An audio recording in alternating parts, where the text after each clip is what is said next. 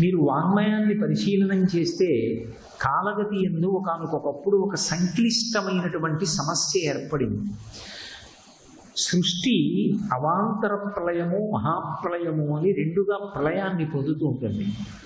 అవాంతర ప్రళయము వేరు, మహాప్రళయము వేరు. మహాప్రళయములో ఉదకములు కూడా ఉండవు. ఉదకములు కూడా లేకుండా కేవలం పరమాత్మ ఒక్కడే ప్రకాశిస్తూ ఉండిపోతాడు. ఇక సూర్యచంద్రుల యొక్క గతులు కూడా ఉండవు. అటువంటి స్థితిలో ఈ భూమిలో ఉండేటటువంటి పంట పండగలిగినటువంటి శక్తిని, ఆ అమృతత్వంతో కూడుకున్నటువంటి మళ్ళీ మళ్ళీ మళ్ళీ మళ్ళీ ఎన్ని మార్లు వేసినా పంట వచ్చి జనులను పోషించగలిగినటువంటి శక్తిని ఉపసంహారం చేసి దాన్ని ఆ అమృత శక్తి అంటారు. ఆ అమృత శక్తితో ఉన్నటువంటి ఓషధుల్ని ఒక కుంభంలో నిక్షేపించి ఆ కుంభాన్ని ప్రళయజలాల మీద విడిచిపెట్టేస్తాడు పరమాత్మ. ఆ కుంభం తిన్నగా వెళ్ళి మేరు పర్వతం యొక్క పైభాగాన్ని తాకి అక్కడ నిలబడిపోతుంది. ఆ పైన ఉన్నటువంటి శిఖరపు అంచున నిలబడుతుంది. అది మళ్ళీ సృష్టి ప్రారంభం కావాలి అని చెప్పి పరమశివుడు మహాకామేశ్వర స్వరూపంగా సంకల్పం చేస్తే అప్పుడు జలముల మీద తేలుతూ ఆ కుంభం వస్తుంది. ఎక్కడ సృష్టి ప్రారంభం కావాలని పరమేశ్వరుడు సంకల్పం చేస్తాడో అక్కడ ఆయన బాణం వేసి ఆ కుండ బద్దలు కొడతాడు. ఆ కుండ బద్దలు కొట్టినప్పుడు ఆ కుండ లోపల ఉన్నటువంటి అమృతంలో తడిసినటువంటి ఓషధులు భూమిలోకి వెడతాయి.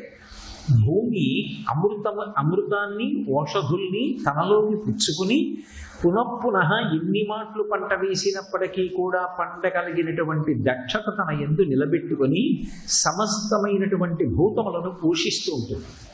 ఒకానొకప్పుడు ఒక విశేషం జరిగింది. భూమికి ఆగ్రహం కలిగింది. ఎందుచేత ఆగ్రహం కలిగింది అంటే దానికి రెండు కారణములు ఏర్పడ్డాయి. ఒకటి, కల్మషమైనటువంటి మనసు కలిగినటువంటి వారు, భగవంతుని యందు భక్తిభావం లేనటువంటి వారు, కృతజ్ఞతతో జీవించేటటువంటి వారి యొక్క సంఖ్య విశేషంగా పెరిగిపోయి వారు భూమిలో ఉండేటటువంటి ఈ ఓషధులనన్నిటినీ కూడా తస్కరించడం మొదలుపెట్టారు. ఎప్పుడైతే ఈ ఓషధులను వారు స్వప్రయోజనాల కోసం తీసేయడం ప్రారంభమైందో భూమికి ఆగ్రహం వచ్చి ఆ ఓషధులనన్నింటినీ కూడా భూకాంత రూపంలో తాను పుచ్చేసుకుంది. ఆ లోపలికి పుచ్చేసుకున్నప్పుడు అవి ఆమెలో జీర్ణమైపోయాయి. అప్పుడు ఇక భూమికి పంట పండేటటువంటి శక్తి క్షీణించిపోయింది. ఇలా క్షీణించిపోయినప్పుడు లోకంలో భయంకరమైనటువంటి ఆర్తనాదములు పెరిగిపోయాయి. అన్నం లేదు. కలియుగంలో ప్రాణులు అన్నగత ప్రాణులు. ఆ అన్నం లేకపోతే ఏ భూతం నిలబడగలదు? అది చెట్టు తొర్ర లోపల అగ్నిహోత్రం ఉందనుకోండి, పైకి కనపడకుండా అగ్నిహోత్రం తొర్ర లోపల కాలుతుంటే పైకి నవనవలాడుతున్నట్టుగా చెట్టు కనపడినప్పటికీ కూడా లోపల ఎంత బాధ పొందుతుందో అలా లోపల ఉన్నటువంటి క్షుద్బాధకి సమస్త భూతములు అలమటించిపోయాయి. అప్పుడు శ్రీ మహావిష్ణువు పృథు చక్రవర్తి రూపంలో భూమి మీద అవతరించి భూమిని పరిపాలిస్తున్నాడు. భూమి ఆగ్రహాన్ని చెంది తనలో నిక్షేపింపబడినటువంటి అమృతాల్లో తడిసినటువంటి ఓషధులను తాను లోపలికి పిచ్చేసుకుని పంట పండగలిగినటువంటి శక్తిని ఉపసంహరించిన కారణం చేత జీవులు పొందుతున్నటువంటి పరివేదన చేత అపారమైనటువంటి కారుణ్యంతో కదిలిపోయి ఆగ్రహాన్ని పొందినటువంటి పృథువు ఈ భూమి ఎక్కడ ఉన్నా సరే నేను ఆ భూదేవిని సంహరిస్తానని చేత ధనుర్బాణములు ధరించి ఆయన వెంటపడ్డాడు.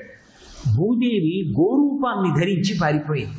గోరూపంలో ఉంటే అపారమైన కారుణ్యంతో ఉంటాడు, గోరూపంలో ఉంటే సంహారం చెయ్యడు.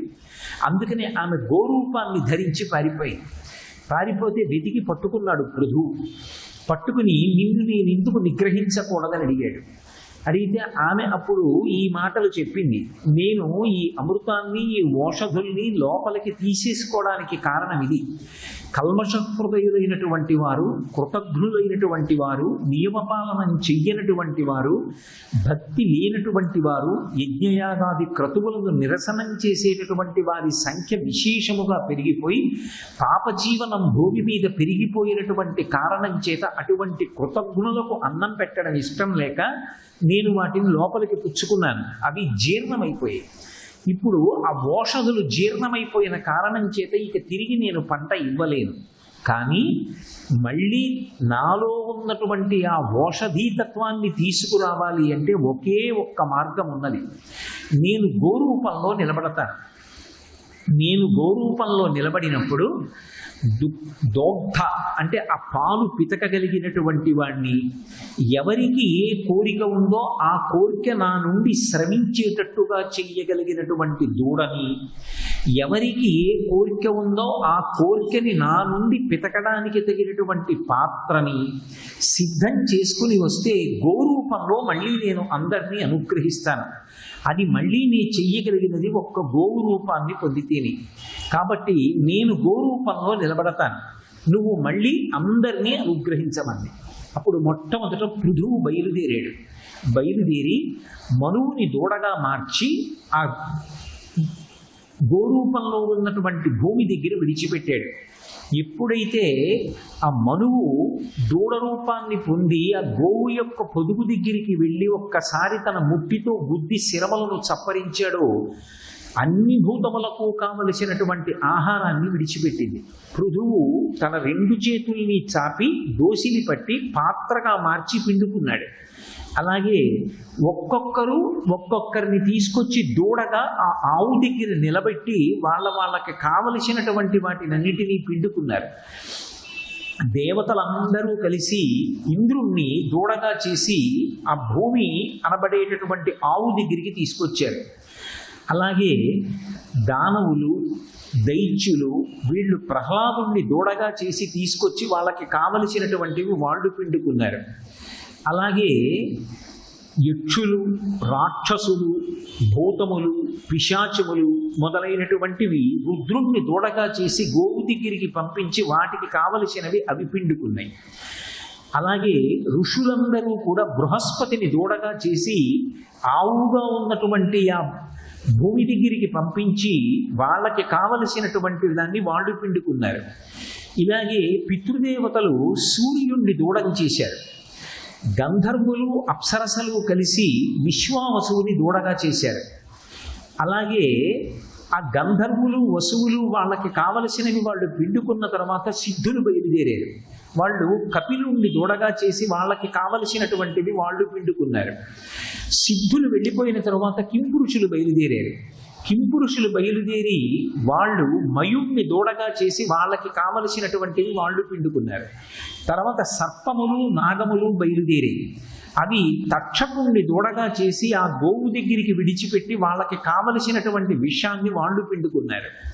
ఇది అయిపోయిన తర్వాత పర్వతములన్నీ కలిసి హిమవత్ పర్వతాన్ని దూడగా చేసి ఆవు దగ్గరికి పంపి వాళ్ళకి కావలసినటువంటివి వాళ్ళు పిండుకున్నారు. పక్షులన్నీ కలిసి గరుత్మంతుణ్ణి దూడగా చేసి ఆ ఆవు దగ్గరికి పంపించి పక్షులకు కావలసినటువంటి విషయాన్ని పక్షులు పిండుకున్నాయి. తర్వాత జంతువులన్నీ కలిసి ఒక ఆబోతుని దూడగా ఆ గోరూపధారిణి అయినటువంటి భూమాత దగ్గరికి పంపి వాళ్ళకి కావలసినటువంటివి వాళ్ళు పిండుకున్నారు.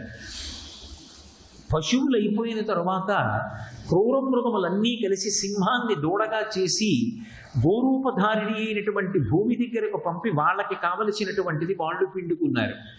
భూమిలో నిక్షేపింపబడినటువంటి అమృతము, అమృతంలో తడిసినటువంటి ఆ ఓషధులు భూమి యందు జీర్ణమైపోతే మళ్ళీ ఆవిడ గోరూపధారిణిగా నిలబడినప్పుడు ఏ జాతుల వారికి ఏమి కావాలో వాటిని వాళ్ళకి కావలసినటువంటి ముఖ్యమైనటువంటి వాళ్ళని దూడగా చేసి ఆ ఆవు దగ్గరికి పంపి ఆ ప్రయోజనాన్ని సిద్ధింప చేసుకున్నారు. సృష్టిలో ఇంత సంక్లిష్టమైనటువంటి సమస్య ఒకటి ఏర్పడినప్పుడు దాన్ని పరిష్కరించగలిగినటువంటి ప్రాణిగా నిలబడినది గోవు ఒక్కటే. అంటే ఆ గోవు పరిష్కరించలేనటువంటి సమస్య లేదు. వాటికి పెద్దలు ఒక మాట చెప్తారు, మీరు ఎప్పుడైనా విన్నారో లేదో నాకు తెలియదు. సంప్రదాయంలో ఒకటి పాటిస్తారు. ఎవరైనా చాలా జటిలమైనటువంటి కోరిక తీరకుండా ఉండిపోయిందనుకోండి, అదొక ప్రధానమైనటువంటి అవసరం. ఆ అవసరమైనటువంటిది తీరలేదు. ఎవరికో పెళ్ళి అవ్వాలి, ఆ పెళ్ళి అవ్వట్లేదు, తరచుగా అలా విఘ్నాలు వస్తూనే ఉన్నాయి. అప్పుడు ఏం చేస్తారంటే శ్రీశైలం వెళ్ళి, శ్రీశైలంలో పెద్ద బసవయ్య ఉంటాడు. ఆ బసవయ్య చెవిలో చెప్తారు వాళ్ళకున్నటువంటి కోరికని. అందుకే మీరు చూడండి, ఈ సృష్టిలో మీరు ఏదైనా ఒక కోరిక ఉన్నప్పుడు ఆ కోరికని వెళ్ళి చెప్పినప్పుడు మీరు ఎవరికి చెప్తున్నారో వాళ్ళు వింటున్నారు అనడానికి మీకు తార్కాణం కనపడేటట్టుగా వినేటటువంటి వాళ్ళు, మనకి ఆలంబనం ఇచ్చేవాళ్ళు ఇద్దరు కనపడతారు. ఒకటి విఘ్నేశ్వరుడు, ఆయనకి శూర్పకర్ణం అని ఒక పేరు. ఆయనని 16 నామాలతో పూజ చేస్తాం.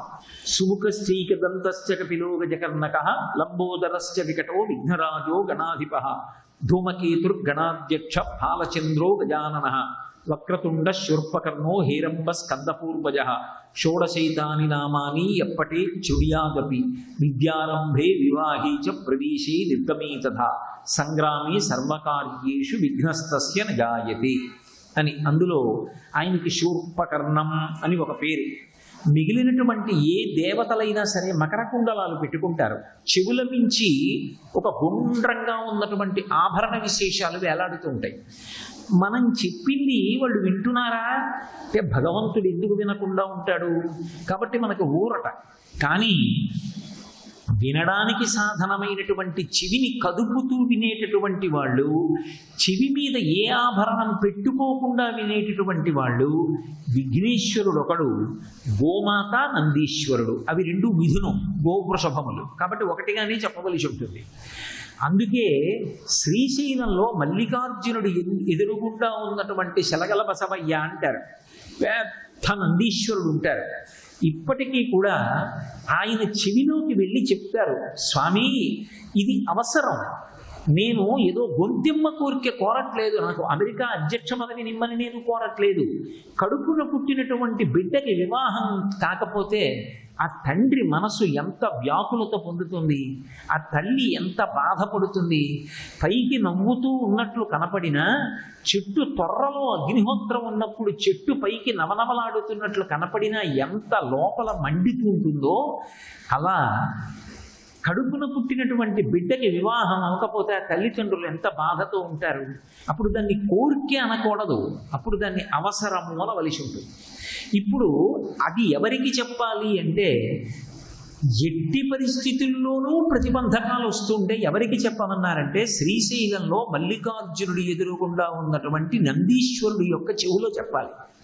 ఆయన చెవి దగ్గరికి వెళ్ళి చెప్పి శనగల మూట కడతారు ఆయన మెడలో. ఇప్పటికీ మీరు చూశారో లేదో నాకు తెలియదు, కానీ జలాపాలీశ్వర స్వామి అని ఒక పేరు ఆయనకి. ఏలూరు, హేలాపురి, ఇప్పుడు ఏలూరు అంటున్నారు.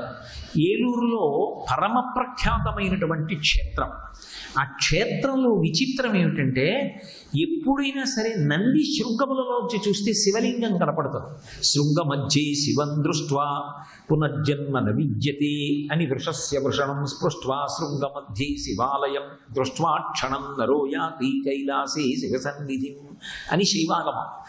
ఆ నందీశ్వరుడు యొక్క 2 చెవుల మీద కుడి చెయ్యి వేసి ఆ 2 వేళ్ళు పెట్టి వెనకాతల ఉన్నటువంటి అవయవాన్ని, ఆ వృషణములను ఒక్కసారి ఎడం చేత్తో పట్టుకుని వెంటనే వదిలేయాలి.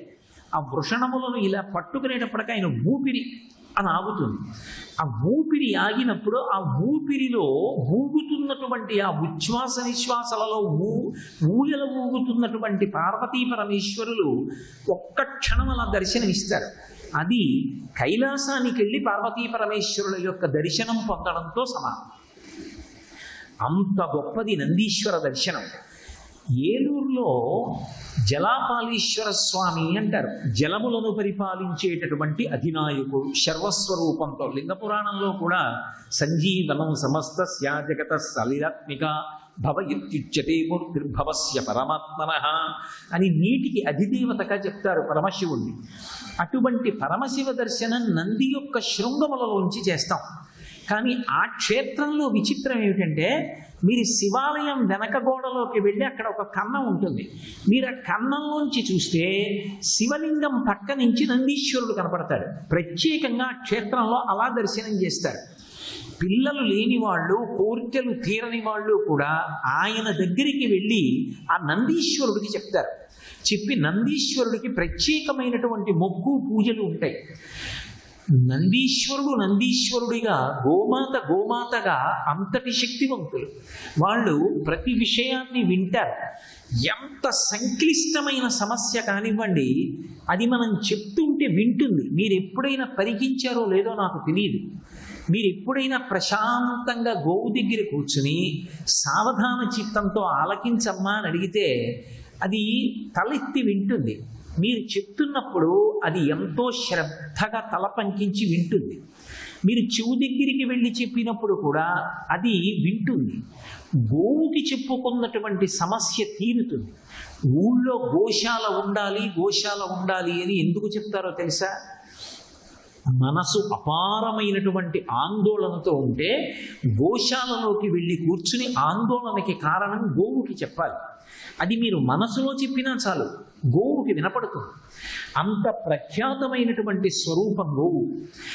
కాబట్టి అటువంటి గోవు పరిస్థితి అత్యంత సంక్లిష్టమైనటువంటి స్థితిని పొందితే దీన్ని ఎలా పరిష్కరించడం అన్న సమస్య ఏర్పడింది అనుకోండి, ఉత్తర క్షణంలో జోక్యం చేసుకుని పరిష్కరించేది ఎవరు అంటే గోవు పరిష్కరిస్తుంది. మీకు నేను ఇంకొక ఉదాహరణ చూపిస్తాను. వెంకటాచల క్షేత్రం ఉంది తిరుపతి. ఒకానొకప్పుడు కపిల మహర్షి పూజ చేస్తున్నటువంటి శివలింగం పాతాళలోకం నుంచి పెరగడం మొదలుపెట్టింది. మొదలుపెట్టి పాతాళలోకాన్ని దాటిపోయి భూమిని భేదించి పైకొచ్చేసి వెళ్ళిపోతున్నప్పుడు ఆ శివలింగం ఇంకా పెరిగిపోకుండా ఆపాలి. ఎవరు ఆపుతారు? ఎవరూ ఆపలేకపోయారు. దేవతలు, యక్షులు, గంధర్వులు, కిన్నెరులు, కింపురుషులు అందరూ రెండు చేతులు ఎత్తి నమస్కారం చేస్తూ నిలబడిపోయారు. ఇక పైకి వెళ్ళకూడదు ఆ లింగం. గబగబా కామధేను వచ్చింది. తన గిట్ట పైకెత్తి శివలింగం మీద పెట్టి మా వర్ధస్య అంది. ఇక పెరగవద్దు అంది. అందుకే ఇప్పటికీ మీరు కపిలతీర్థం వెడితే కపిలతీర్థంలో ఉన్నటువంటి శివలింగం మీద ఆవు యొక్క డెక్క ముద్ర ఉంటుంది. అక్కడికి వెళ్ళి కామధేనువు మా వర్ధస్య అని ప్రార్థన చెయ్యగానే ఇక కపిలలింగం పెరగడం మానేసి. అలాగే మీరు గమనించండి, అపురూపమైనటువంటివి ఏవైనా కూడా గో సంబంధంగానే ఉంటాయి. మనకి క్షేత్రాలలో కాశీపట్టణం ఎంత శక్తివంతమైన క్షేత్రమో దక్షిణాన మళ్ళీ అంత శక్తివంతమైనటువంటి క్షేత్రం గోకర్ణం. ఆ క్షేత్రానికి పేరు గోవు పేరు మీద వచ్చింది. గోకర్ణం అంటే ఆవు యొక్క చెవి. అందుకే ముద్ర పట్టినప్పుడు అన్నిటికన్నా అత్యంత అవసరమైన ప్రధానమైన ముద్ర ఏది ఉంటుందో దాన్ని ఆవు చెవితోటే సంకేతిస్తారు. ఆచమనీయం చేసినప్పుడు పట్టేటటువంటి ముద్ర గోకర్ణాకృతిలో చేతిని పడతారు. బొటన వేలిని తీసుకెళ్లి మధ్య వేలు మొదట్లోకి తగిల్చి చూపుడు వేలుతో మూస్తారు. మూసి వేళ్లు జాపితే ఏర్పడినటువంటి చేతి యొక్క రూపం ఆవు యొక్క చెవి ఆకృతిని పొందుతుంది. గోకర్ణం అంటారు. సముద్రం ఆవు యొక్క చెవి ఆకృతిని పొందింది ఆ క్షేత్రంలో. అందుకే ఒక్క పర్వదినం అయితేనే సముద్ర స్నానం, మిగిలిన చోట్ల అది కూడా సముద్ర స్నానం చేస్తే మహాసంకల్పం చెప్పాలి. నది దగ్గరికి వెళ్ళి స్నానం చేస్తే సంకల్పం చెప్పాలి. గోకర్ణ క్షేత్రానికి వెడితే మాత్రం తప్పకుండా సముద్ర స్నానం చెయ్యాలి. అది ఒకెత్తైతే గోకర్ణ క్షేత్రంలో ఒక ప్రఖ్యాతి ఉంది. కోటి తీర్థము అని ఒక తీర్థం ఉంది అక్కడ. ఆ తీర్థంలో ఎవరైనా పితృకర్మ చెయ్యనటువంటి వాళ్ళు లేదా పితృదేవతలకి విశేషమైనటువంటి ఫలితాన్ని కట్టబెట్టాలి అనుకున్నటువంటి వాళ్ళు అక్కడికి వెళ్ళి క్షురకర్మ చేయించుకుంటారు. మళ్ళీ వెళ్ళి క్షురకర్మ చేయించుకుని అక్కడ పితృకార్యం చేస్తారు, పితృపిండాదులు పెడతారు. అలా పెడితే పితృదేవతలకి విశేషమైనటువంటి పుణ్యం లభిస్తుంది అని. అక్కడికి వెళ్ళి మీరు పితృదేవతలని ఉద్దేశించి ఏదైనా ఒక పుణ్యకార్యాన్ని చేస్తే శరీరాన్ని విడిచిపెట్టేసినటువంటి పితృదేవతలకి అపారమైనటువంటి పుణ్యం సంక్రమిస్తుంది. ఇన్నిటిని సిద్ధింపచేయగలిగినటువంటి క్షేత్రం, సముద్ర స్నానం నిత్య స్నానంగా కలిగినటువంటి క్షేత్రం. సముద్రం అక్కడికి వచ్చేటప్పటికి ఆవు యొక్క చెవి ఆకృతిని పొంది ఉండడం ఒక విశేషం. అలాగే మీకు ఎప్పుడైనా సృష్టిలో ఒక అపురూపమైనటువంటి విశేషం జరిగిందనుకోండి, అది వెంటనే గో సంబంధాన్ని పొందుతుంది. ఒకప్పుడు రామచంద్రమూర్తి ఈ లోకంలో నరుడిగా నడయాడాడు. ఆయన దశవర్ష సహస్రాణి దశవర్ష శతాని చ అని నేను ఈ భూమి మీద కొంతకాలం ఉంటాను అని ప్రతిజ్ఞ చేశాడు. ఒక నరుడు ఎలా బ్రతుకుతాడో అలాగే బ్రతికాడు తప్ప ఆయన ఒక దైవంలా ఈ భూమి మీద నడయాడలేదు. కూర్వస్మిన్ సంప్రదం లోకే గుణవాన్ కస్య వీర్యవాన్ ధర్మజ్ఞశ్చ కృతజ్ఞశ్చ సత్యవాక్యో దృఢవ్రతః చారిత్రేణ చకోయుక్తః సర్వభూతేషు కూహితః విద్వాన్ కః కస్సమర్థశ్చ కస్యైక ప్రియదర్శనః ఆత్మవాన్ కో జితక్రోధో ద్యుతిమాన్ కో నరసూయకః కస్య బిభ్యతి దేవాశ్చ జాతరోషస్య సంయుగే అని. అది మహానుభావుడైనటువంటి వాల్మీకి మహర్షి వేసినటువంటి ప్రశ్న. 16 పరిపూర్ణమైనటువంటి గుణములు కలిగినటువంటి మనుష్యుడు ఈ కాలమునందు ఎవరున్నారు అని అడిగాడు. మనుష్యుని కథగానే రామాయణం చెప్పబడింది. మనుష్యునిగా పుట్టి పురుషోత్తముడిగా మారి ధర్మం ఎంత గొప్పదో నిరూపణం చేసినటువంటి రామచంద్రమూర్తి అవతార పరిసమాప్తి చేసేటటువంటి సమయంలో సరయూ నదిలో ప్రవేశించాడు. తాను సరయూ నదిలోకి వెళ్ళిపోతూ కోసల రాజ్యంలో ఉన్నటువంటి ప్రజలనందరినీ పిలిచి ఆ మాట చెప్పాడు. నేను అవతార పరిసమాప్తి చేసేస్తున్నాను, నేను సరయూ నదిలోకి వెళ్ళిపోతున్నాను, నాతో పాటుగా వచ్చేద్దామనుకున్న వాళ్ళు ఎవరైనా ఉంటే వచ్చేసేయమన్నారు. ఒక్క హనుమ మాత్రం వెళ్ళలేదు. అప్పుడు మీ కథ ఎంతకాలం ఉంటుందో అంతకాలం నేను ఈ భూమి మీద ఉంటాను, మీరొకటి మీ కథ ఒకటి కాదు, రెండూ నాకు సమానమన్నారు. మత్కథా ప్రచిరిష్యంతి యావల్లోకే హరీశ్వర తావద్రమస్య సుప్రీతో మద్వాక్యమనుపాలయం. నా రామకథ ఎంతకాలము చెప్పబడుతుందో అంతకాలము ఎక్కడెక్కడ రామకథ చెప్పబడితే అక్కడక్కడికి నువ్వు వెళ్ళి చెవియొగ్గి రామకథని విని సంతోషాన్ని పొందుతూ ఉండాలి. నువ్వు వెళ్ళినటువంటి కారణం చేత సమస్తమైనటువంటి అమంగళములు తొలగి మంగళములు కలుగుతాయని హనుమకి ఆదేశించారు.